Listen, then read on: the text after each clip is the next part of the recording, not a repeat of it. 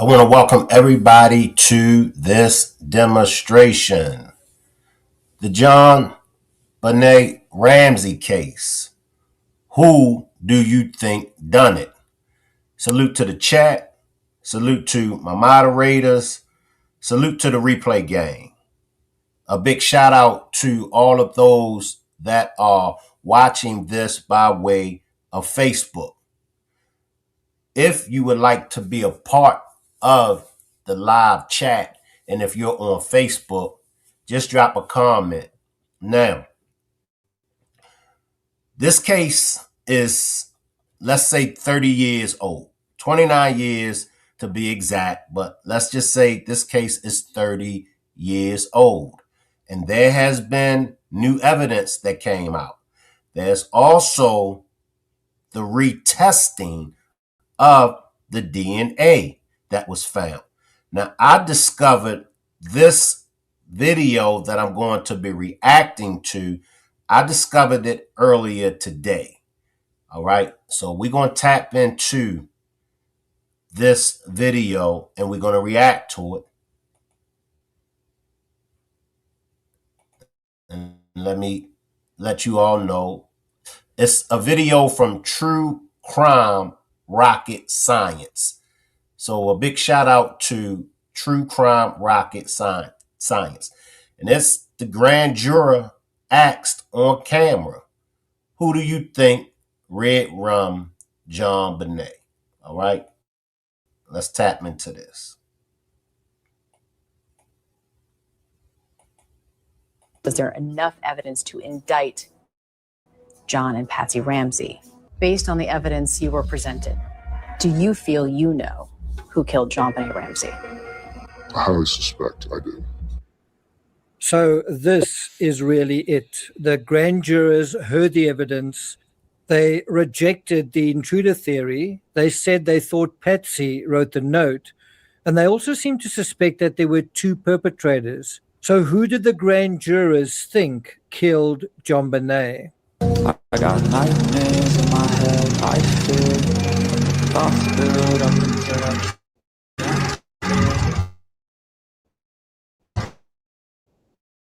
my mind feels like it's a creature.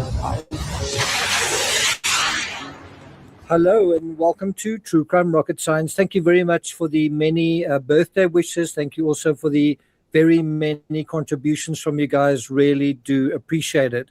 Timmy also says thank you. Get ready for a very bumper show today. This is also going to be an episode that you will likely remember. 5 years before Jonathan Webb showed his face on an ABC 2020 special called The List, and just 3 years after the indictments were finally revealed, Jonathan Webb gave an anonymous interview where both his face and his voice were hidden and or disguised. In that 2016 interview, for the first time ever, a grand juror was asked A, if he thought he knew who killed JonBenet, and B, who that suspect was. In other words, the Ace of Diamonds. Remember, in September 2016, JonBenet's brother broke his silence for the first time in 20 years. It was his first interview in 20 years. And he did that to preemptively refute all manner of allegations against him, whether he was awake or not, whether he had high-tech boots, what he got for Christmas, and why he made certain statements as a 9-year-old. Of course, later that same year, CBS went on to make strident and, yes, some ridiculous allegations against Burke, and they were promptly slapped with a $750 million lawsuit. So when this grand juror went on television to spill a bean or two, you can see why caution was warranted in 2016. You can also understand why that grand juror didn't make another peep until 4 years later. Now, before we get to the rest of the grand juror's comments, if you haven't subscribed to the channel, please do. If you find this analysis worthwhile, please hit the thanks button. Also, look out for more coverage on this series on the grand jury in the next couple of episodes. And let's get started. Now, before we get into this, what are y'all thoughts? I see you, Valerie. What are y'all thoughts? Who do you think done it? I'm putting my money on the Nick Wolf character. But I don't think that the Nick Wolf character acted alone. I do believe that Patsy had some kind of involvement. I see you, Sent. Happy New Year's. Happy New Year's to you, Sent and Valerie. And Happy New Year's to everyone else that's watching this. I'm going to put my money on Nick Wolf and Patsy. I see you, Shelly D. Okay, you got the flu. We praying for you. We praying for you. Can I get everybody to throw up some prayer hands for Shelly D? Hope you feel better. I see you, Curl. Happy New Year's, y'all. So y'all let me know who y'all think done it. All right, let's tap into this.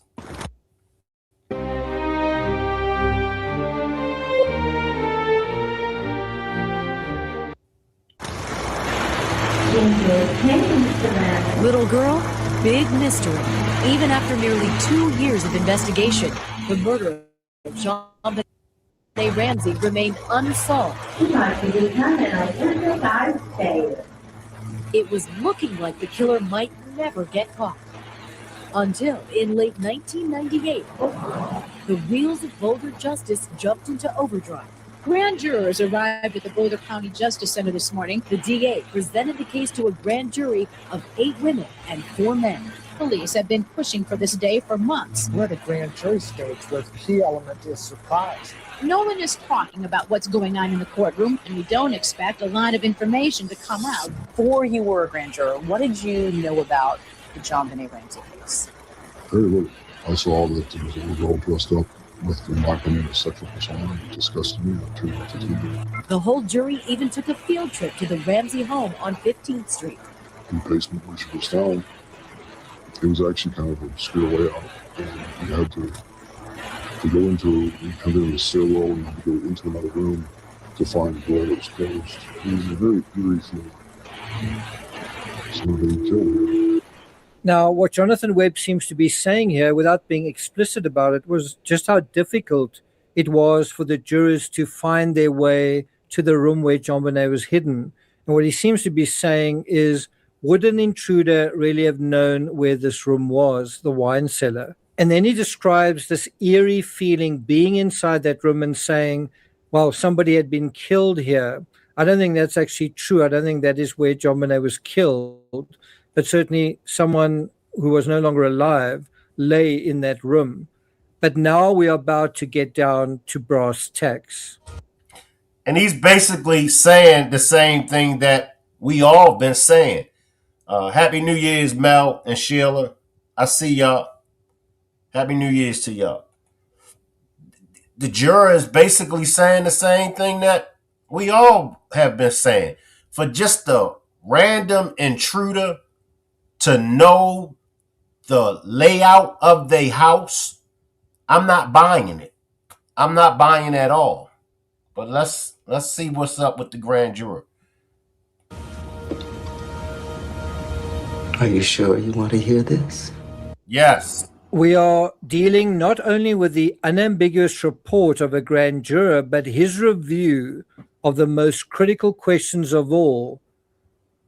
Who committed these crimes? So let me ask you again, seriously. Are you sure you want to hear this? In depth. At least 9 of those jurors felt there was probable cause to believe that that crime occurred. Was there enough evidence to indict John and Patsy Ramsey of a crime? Based upon the evidence that was presented, I believe that's correct. That is already a big difference to what DA Alex Hunter said about insufficient evidence. Listen to his answer. Based upon the evidence that was presented, there was enough evidence to indict John and Patsy Ramsey. And we know that this is self-evidently true because the grand jury collectively voted to indict 4 times over. So clearly they did feel there was enough evidence to indict JonBenet's parents. But here's the pertinent part and the pertinent question. But if the case went to trial, did he believe that the Ramseys would be convicted? No, No doubt. there's no way. that I would be able to say beyond a reasonable doubt this is the person. There was no smoking gun. Not to the point of knowing exactly what happened or exactly who was involved. And this is interesting. I wish the question had been more specific, but to become more specific invites likely legal censure. And so when he says there's no way I'd be able to say beyond a reasonable doubt this is the person, it seems to be saying it could be this person or that person. Between the two, it's hard to say which one. And so this is the person who did what, right? And we don't know the answer to that. But let's speculate for a moment. Did Patsy possibly write the ransom note? You might say yes, but can you fairly say that she definitely wrote it beyond a reasonable doubt? So let's zoom in on what we know, or what they have been linking John and Patsy when it comes to the case. So they're basically putting the ransom note on Patsy. Now, what do y'all think? We went over this on the past two demonstrations. This is the third demonstration. I'm going to ask again. Drop a 1 if you think Patsy is behind the ransom note. Drop a 2 if you think she's not. Because that's really all they got on Patsy. I see you, Shay C. Happy New Year, Shay C. That's all. When we go over this evidence, they're pointing the finger at Patsy writing the ransom note. That's it. Nothing more. The ambidextrous angles, make this a tough case to be certain about. The disguised handwriting as well. In terms of the sexual narrative, can one say one way or the other who did what and what was going on and for how long and what exactly was going on beyond a reasonable doubt? And the same applies to the killing of JonBenet. Even the autopsy report can't commit one way or the other. It doesn't go further than saying her death was the result of one injury associated with another. Now, to me, the broader picture, the more global thing isn't the death of JonBenet more accurately associated with the sexual aspect, right? Not that the one injury is associated with the other in terms of the killing of her, the injuries inflicted when she died, but isn't the killing of JonBenet associated with the sexual aspect? And I think when you start to open that can of worms, then it becomes a different kind of case as well. In any event, in this respect, one can see the lack of legal efficacy in a non-intruder case going to trial, and I guess even an intruder theory case going to trial, how difficult it might be to prosecute. No way that I would be able to say beyond a reasonable doubt this is the person. There was no smoking gun. Not to the point of knowing exactly what happened or exactly who was involved. And then I'm not understanding that. Look, either you got this evidence and the evidence is enough to convict them, or either the evidence is bullshit. I'm just going to keep it 100. I see you, Kern. That's how I look at it. It ain't no, we got this evidence. Okay, is it enough to convict them? No, then you can't really bring that evidence. Now, this is just my opinion. This is just my opinion on it. I want some evidence that's going to convict them. If it's not going to convict them, then you could take that evidence somewhere else. Okay? Mel says, have either or for me. The partner, I believe, to protect a son from spending the rest of his life in an asylum. Shay says, she looked like a baby doll. Even if a random studied the outside, how they know about inside format. That's what I say, Shay. So to me, it leads back to, if not both John and Patsy, at least one of them. I just remember them saying that they had odd behavior afterwards. Yes. Manifest as something isn't right, and why the delay. One of them, I'm going to say this. I believe one of them is behind it. And I could be wrong. And I think that whichever one is behind it, I think that they knew if they done something to JonBenet, they knew that it would hurt the other one deeply. Now, we've seen situations like this. We've seen situations close to this, where as though the father, to get at the mother, the father will take it out on the child or children, vice versa. The mother, to get at the father, will take it out on the child or the children. So this is normal. This is not something that's far-fetched. I believe one of them knew who it was or had info. That's where I'm at with it, Shay. Now, I'm right there with you. But Shank, LOL, the detectives knew someone in that family red rum that child. That's why they wouldn't share the evidence with them. We on the same page, Mel. We on the same page. I see you, Angel. Happy New Year's, Angel.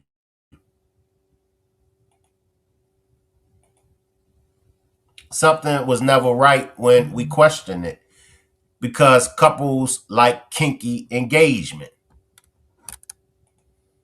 I'm with you, Manifest. He goes on to point out, if you're the district attorney, if you know that going in, it's a waste of taxpayers' dollars to do it. Now, I could be misinterpreting the juror's words, but let me offer an opinion based on what he said in 2020 and 2021 and see if we can put the pieces of the puzzle together. If there's the scenario of two perpetrators, then it could be difficult to say who did what and who was involved between the two. I mean, if there are two perpetrators, one wielding a bat and one the broken paintbrush, then who killed JonBenet? And if you say it's the one wielding the paintbrush, well, how can one absolutely prove it was perpetrator A and not perpetrator B? Do you see the conundrum? Bingo. It is a pickle, no doubt about it. Now, I want you to think about the indictments, think about what's in them and what isn't. First of all, no one is being indicted for murder. No one is being indicted for killing JonBenet. Secondly, the indictments are for the far lesser crime of covering up, of possibly hindering an investigation and allegedly failing to protect a child. And so now we're back to the Russ case in terms of legal intertextuality and within the context of someone losing their life. I mean, that's the worst thing that can happen in terms of our human experience. Someone dies, especially for the person dying, it's the worst case scenario, right? And so legally speaking, it's the worst possible situation, but the worst charges that actually came out of everything in terms of that case was an 18-month sentence, barely a slap on the wrist. Now, again, I could be misinterpreting that case, but it seems as if there was a lot of reluctance and fear to prosecute that case in New Mexico, in Santa Fe, and I've been there. I've been to the area where that happened as well. And I think it's fair to say that the New Mexico court who dealt with the case ultimately courted plenty of controversy. And from more than one perspective, I think the way they handled this case, certainly in my opinion, was an absolute disgrace. There was kind of like a whole meltdown that played out on national television. It really was quite disgusting and quite disgraceful. Now, one can only imagine a similar scenario playing out in Boulder. Huge fanfare, big legal stakes, but over fairly piffly charges. Why put yourself out there as a lightning rod for criticism if you could avoid it?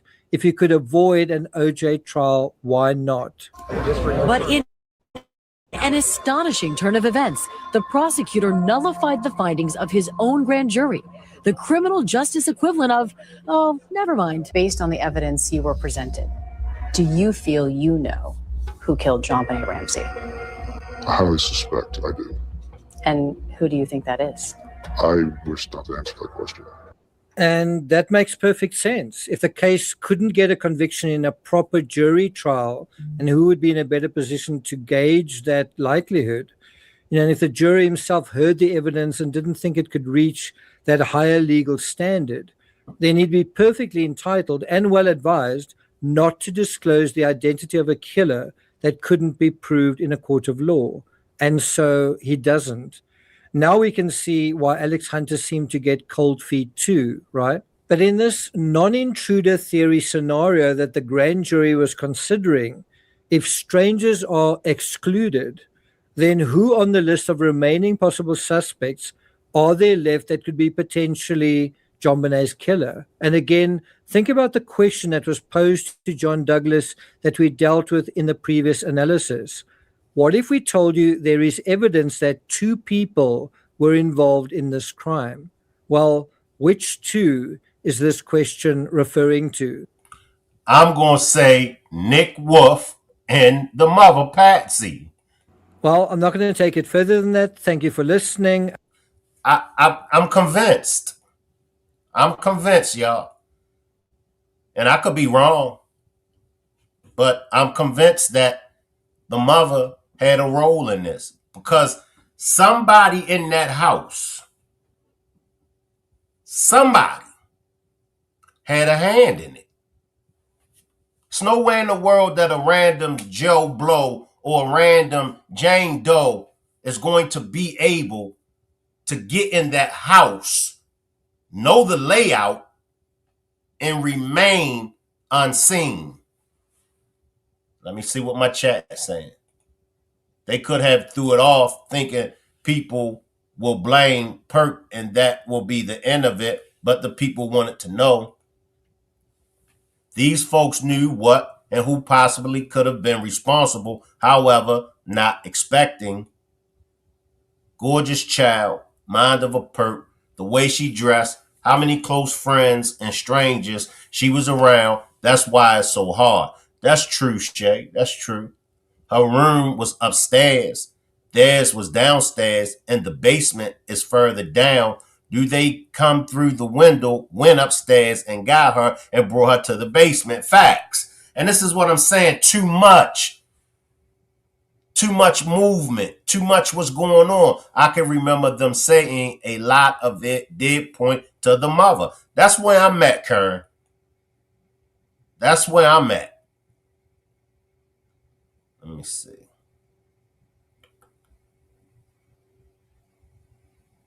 I think we already went over that. Let me see.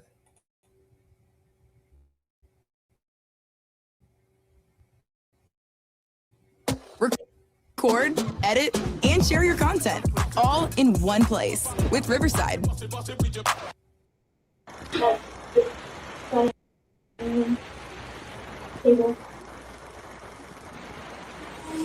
You describe that to me.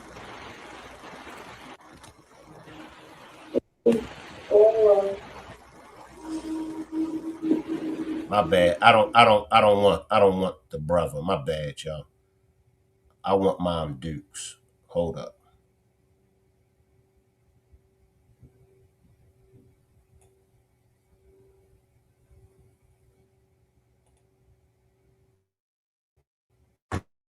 When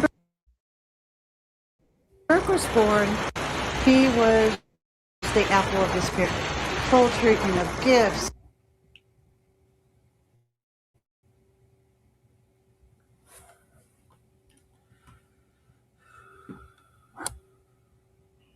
Well, guess I won't be playing this one.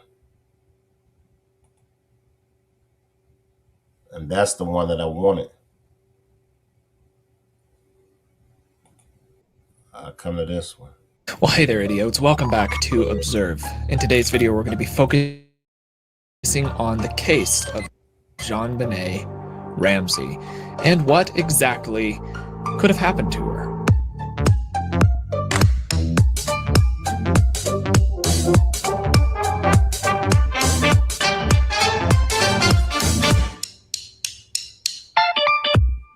So, as is the case with all other true crime content, I am limited as to what I can and cannot divulge while maintaining monetary status here on YouTube. So I'm going to do the best that I can, but there is still the high possibility that this will be demonetized. So if you would like to be able to make more true crime content possible, there are a few ways that you can do that best. One way is through my Patreon. You could go over there and support at any level. It is very helpful. There are various benefits for each tier level as well. You could check those out over there. You can also buy merch. I have 2 different merch shops, and both of them are linked below. They have various items on each, ergo the 2 different shops. And then last but not least, I am an Audible affiliate. So if you go and you sign up for an Audible trial using my link, it donates to me. And if you cancel your trial before it charges you, it's free for you. So all in all, that works out pretty well for you and me both. It's kind of like you just have Amazon pay me. This really helps make true crime content possible.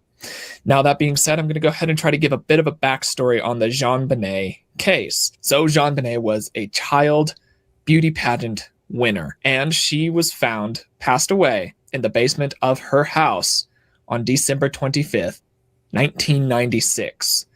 And there are a lot of interesting details around this case. There was a ransom note that was found on the stairs by Patsy, the mother, early in the morning. However, it wasn't until much later that detectives decided that the father and a friend of the father should go and look around the rest of the house to see if everything was okay. And it was at that time that they found JonBenet.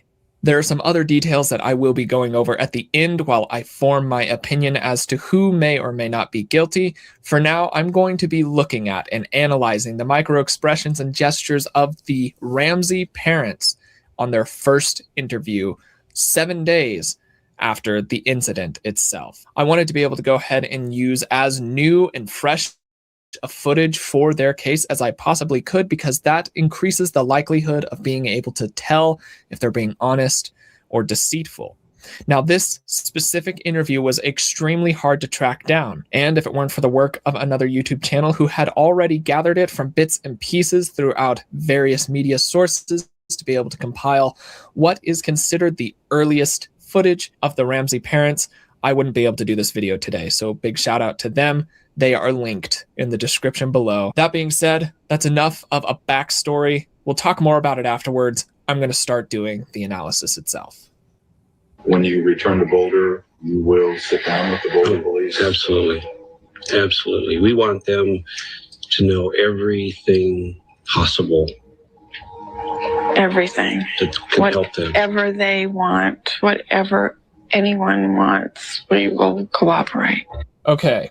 Right off the bat here, I'm going to talk about a couple things that I want to get out of the way. First, just quality-wise, this is not speaking of their nonverbal communication or anything. This is just the video. I apologize for the video quality. It's, like I said, from various media outlets. So the audio is absolutely terrible. In the video quality, you could tell where they've cut it and found it in different areas. However, it is the only footage I could find, so I apologize for the quality. Now, speaking on their nonverbal communication, there are a few things that I want to get out of the way. First, it does seem in this interview that Patsy, the mom, is sedated on some level. I would expect something along those lines. If I had just found out what they had found out, I would probably be sedating myself as well, just to put up with the trauma. But you will see that non-verbally with a lot of sluggish blinking and overall speech patterns. They just sound, for lack of a better word. Let me just slide in, y'all. I'm not buying that. I'm not buying that. I don't know if you all want to buy that. You know, I'm not going to give them an excuse. Oh my gosh, they're foul to go that far. Yeah, it's the same way with the son. When they're trying to say, oh, the son is suffering from this, that's why he's smiling and laughing. Well, we all know. And if you don't know, let me put y'all up on some game. All right. Many years ago, and they still do it today, but many years ago, when white defendants, when white people were suspects, and even when they were found guilty of crimes, they were always able to come up with some kind of disorder, some kind of mental disability that causes them to do what they do. On the other hand, when it came to black people facing these same situations, it was always the black people knew what they were doing. So I'm not buying this at all. I'm not buying it. This is bullshit. I'm calling this out. This is bullshit. But let's finish listening. Sedated. John's, on the other hand, are a different story. He does not seem to have any sedatives in him, or at least not in a detectable way. Now, that being said, when they first ask this first question, both of them shake their head and blink their eyes. Now, those are two negative gestures to go along with a positive thing, so this could be seen as nonverbal misalignment. There are a couple ways that you could possibly interpret these. Either one, they are trying to block out deceit, or two, the head shake, which this is what I feel is the case in this specific instance. It's a you wouldn't believe, or there is no doubt. Those are the head shake thoughts that I am attributing to this specific gesture. Now, this gesture can mean deceit. It can mean nonverbal misalignment. However, I don't feel that is the case in this instance. Well, I feel that it is. I feel that it's deceit. Drop a 4 if y'all feel the same way I feel. Drop a 5 if y'all want to give them an excuse. If y'all want to give them a pass. I feel it's bullshit. He don't have to call it out, but I'm calling it out. You could see it in their facial expression. I mean, you could see it in their eyes. It's bullshit. And the eye blocking would be expected. Anybody who has been through this sort of deal could be seen doing any sort of blocking gestures just to emotionally separate themselves from the incident itself. I'm not buying it. I'm not buying it, y'all. Nah, I ain't giving him a pass. But let me finish letting him speak, y'all. But there's a lot to go through on this. We're going to keep watching. Again, it's a mystery at this point. Do you truly think the perpetrator will be found? So, talking about John here, Mr. Ramsey here, he does another sudden and very solid eye block right after saying yes. Yes, and then blinks his eyes. I'm not going to read too much into that. I do feel that that is just a blink here and not an eye block. So far, both of them are acting as you might expect. Let's continue compiling information before we can actually start forming some opinions. Nauseating beyond. You know, America has just been hurt so deeply with the tragic things that have happened. The young woman who drove her children into the water, and we don't know what happened with the O.J. Simpson. And I mean, America is suffering because they have lost faith in the American family. I ain't buying it, y'all. Appreciate this, Evelyn. Appreciate this super sticker. Happy New Year's. Look, y'all, I'm not buying it.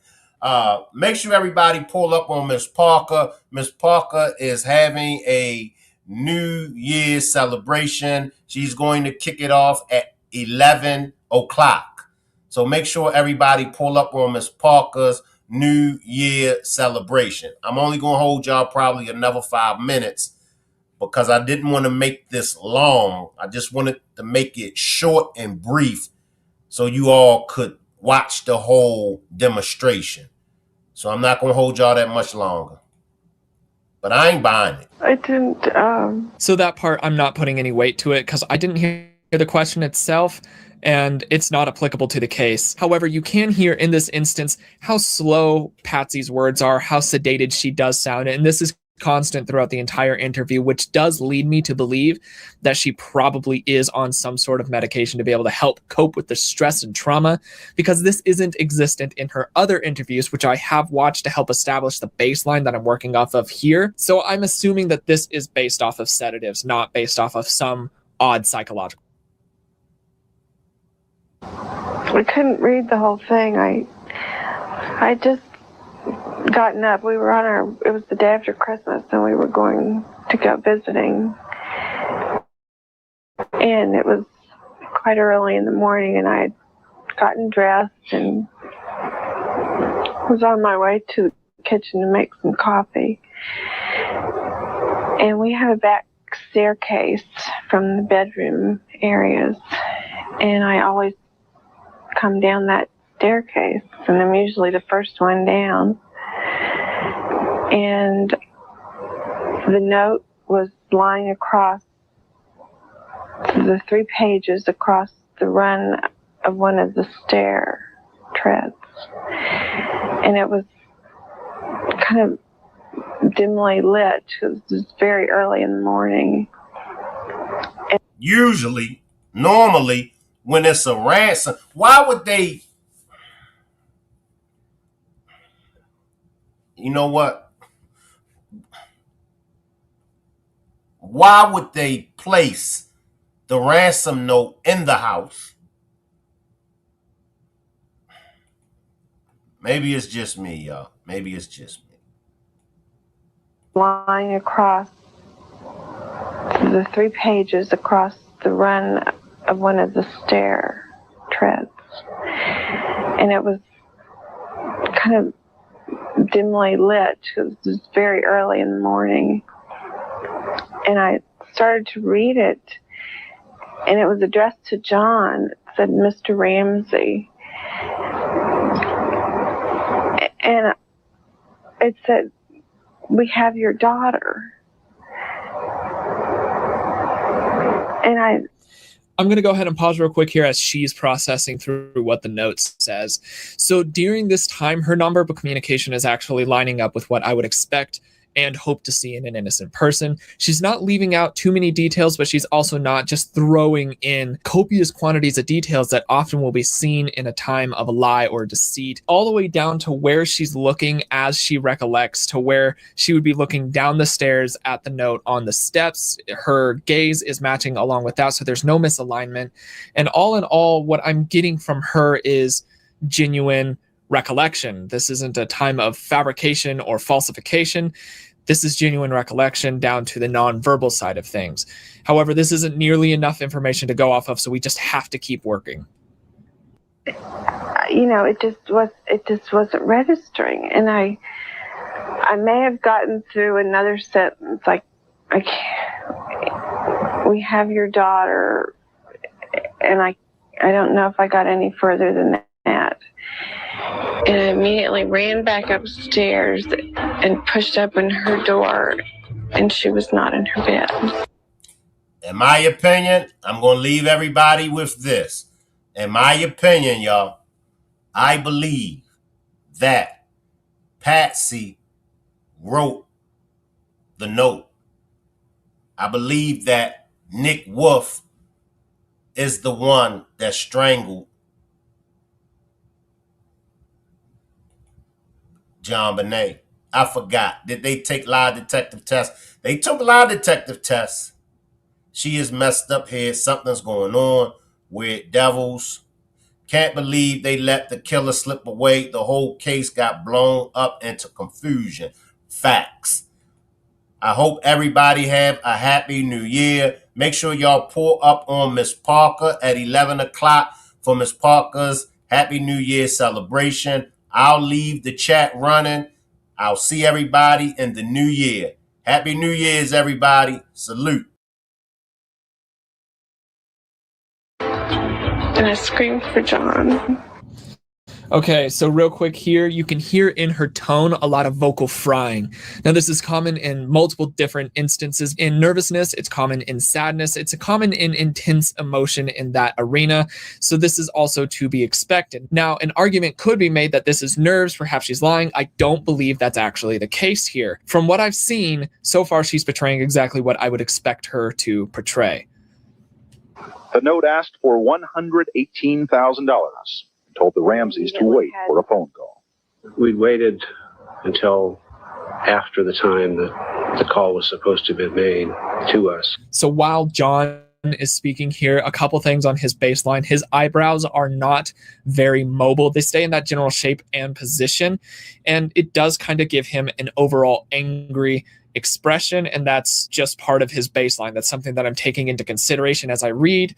And then along with that, he stays overall fairly composed throughout all of his interviews. There's not very many moments of actual emotion that have been shown.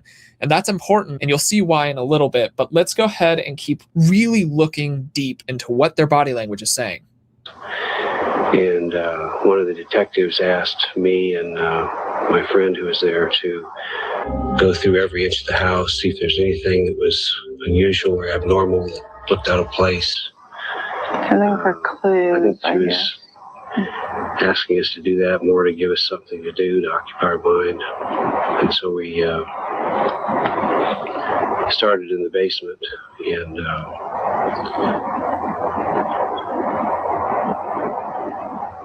and we're just looking, and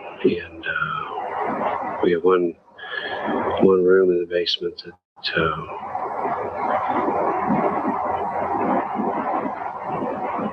when I open the door, there are no windows in that room, and I turn the light on,